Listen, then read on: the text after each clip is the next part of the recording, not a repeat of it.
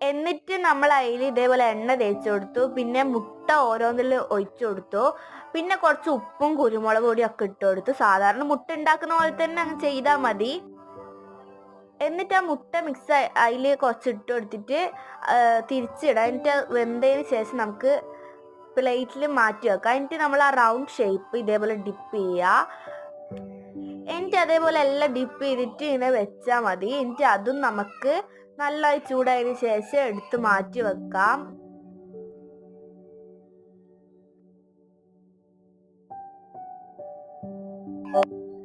അപ്പോൾ രണ്ട് നമുക്ക് നല്ല അടിപൊളിയായിട്ട് കിട്ടിയിട്ടുണ്ട്. പാർട്ട് 2 ഇടാൻ കുറച്ച് ലേറ്റ് ആയി പോയി. അപ്പം എല്ലാവരും ലൈക്ക് ചെയ്യുക, ഷെയർ ചെയ്യുക, സബ്സ്ക്രൈബ് ചെയ്യുക, കമൻറ്റ് ചെയ്യുക. Bye bye.